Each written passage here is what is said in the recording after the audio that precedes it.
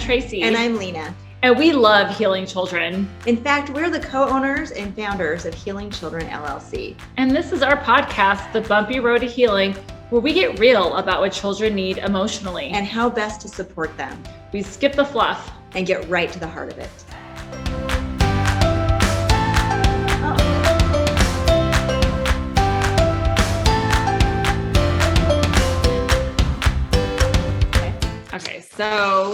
Okay, so today we're going to talk about when we're providing accountability and a consequence, what does our physical presence need to look like? So one of the things we talk about in our trainings is, let's say you're pulled over by a policeman, which, for speeding, which, many of us have had that experience. Yes. Some more than others. Right.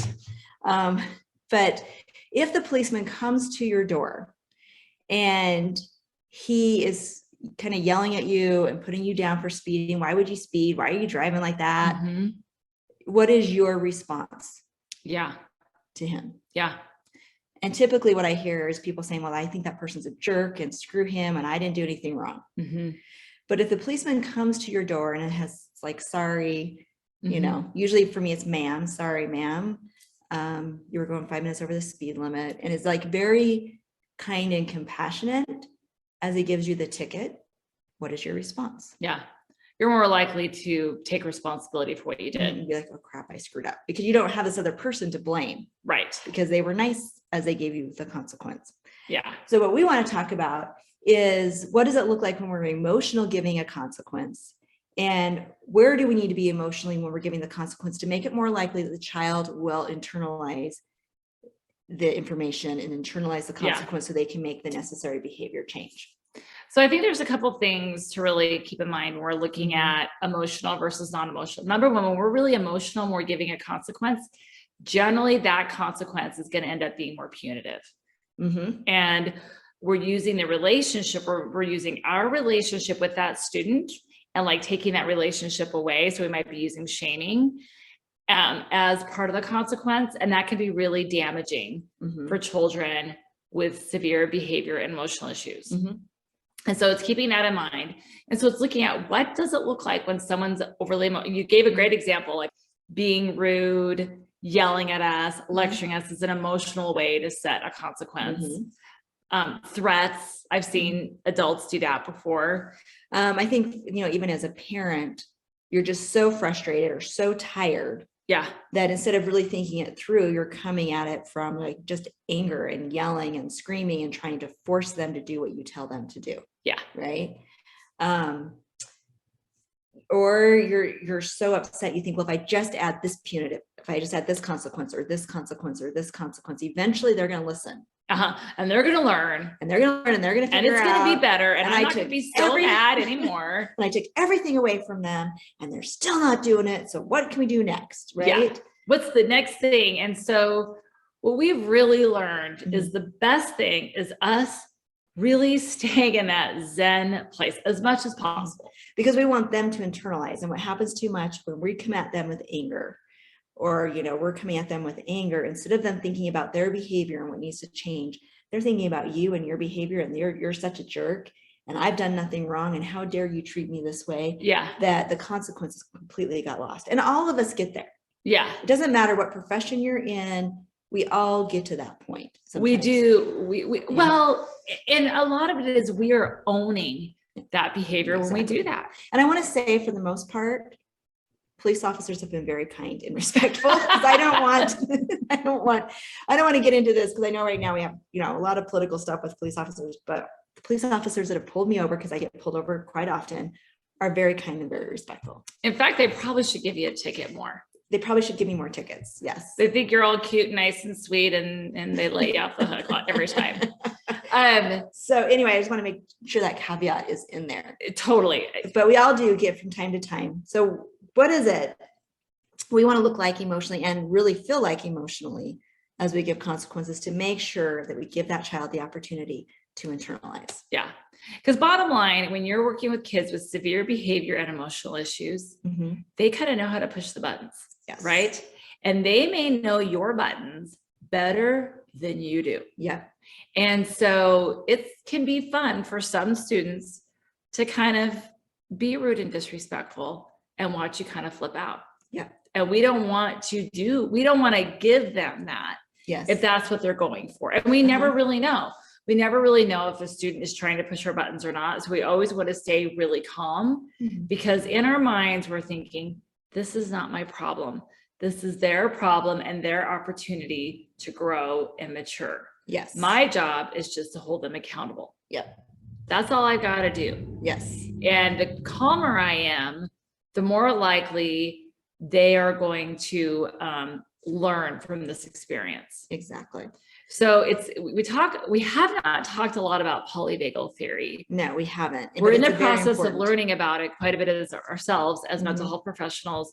The polyvagal theory is really talking about our mind, our heart, and our gut. It's our nervous system, and it was created by Stephen Porges. So if you want to learn more, he's kind of the leading therapist. He's not a therapist; he's more research on it. And therapists have looked at this and realized that this is really important for therapy and counseling. Yeah, well, because we are co-regulating together. So maybe we need to explain what co-regulating means. Well, what I think it means is, to me, when I'm thinking about co-regulating, I'm thinking like, I'm kind of reading you and you're kind of reading me. Yes. So and we're trying to figure out if we're safe people. And if you're safe, then I can relax more. Yes. So we're reading each other's nervous systems, and it's happening at an unconscious level. Our bodies and brains are doing that and being able to read it. So if you think about, maybe you're around somebody who's upset and agitated, you often start to feel upset and agitated.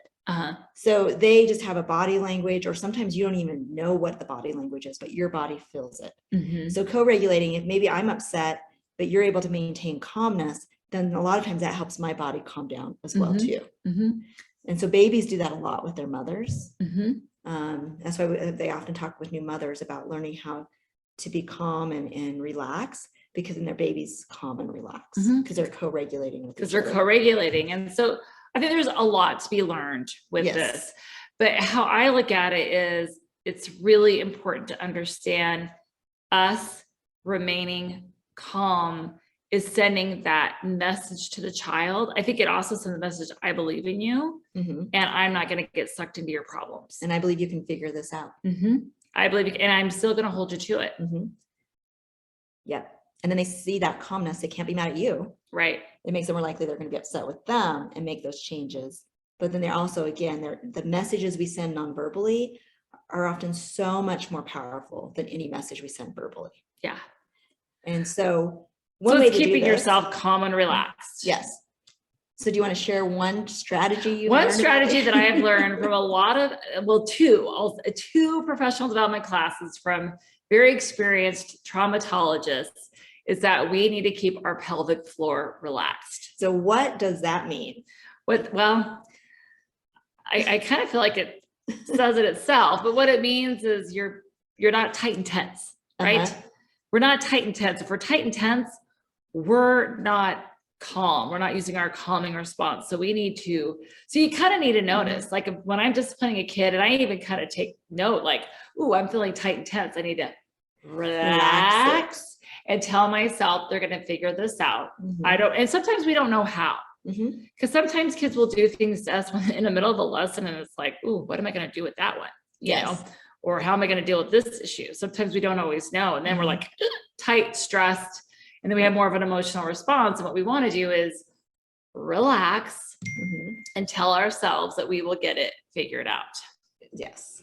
And so by forcing sometimes we can think our way into calming our body. Sometimes we can force our body to calm, which changes some of our thinking. Right. So it all works together. And what it really is being aware. Yeah. It's being aware. It's also being aware of what are my buttons. Like what do kids do that kind of set me off?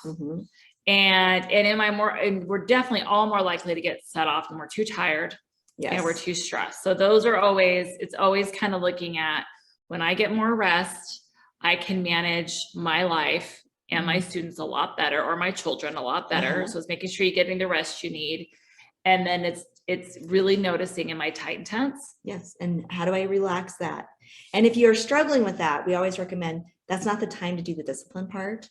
Right. You can always, Love and Logic has a strategy. It's called the delayed consequence, where you can just say, we're going to have to do something about it, but let's wait. Yeah. Because you don't want to be putting a consequence in place that you don't want to follow through on, or you feel bad about later.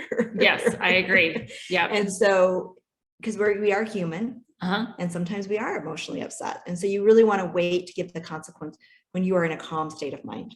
Maybe you've had an opportunity to talk to somebody else, get yourself calm, figure out the best way to handle or manage this, or just be calm and follow through with what you would typically follow through with. Yeah. Yeah. Yeah. Okay. And so if you want to learn more, again, we have lots of classes. We have our book, Healing Discipline, Bringing Hope to Shattered Lives. And we have our teachable online courses. We have live courses, blogs, podcasts. You name it. If you like what you're hearing and you want to learn more, you can go to our website at www.healingchildrenllc.org. On our website, you can read more about who we are. You can look at our online trainings.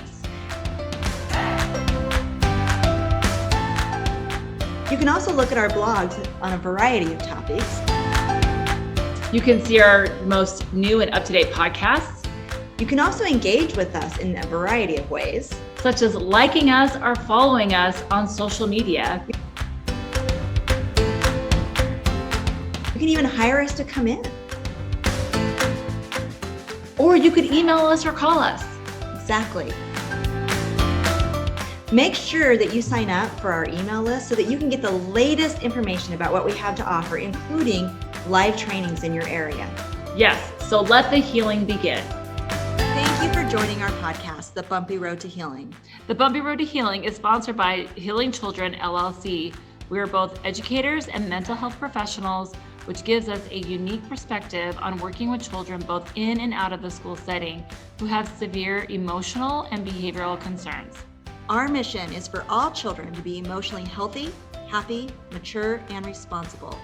As adults establish healthy relationships and appropriate boundaries, we believe that children are more likely to grow and prosper. When adults understand the impact of trauma, entitlement, disruptive attachment, and child development, including conscious development, they can better create healing environments for children. To learn more about us and what we have to offer, go to www.healingchildrenllc.org.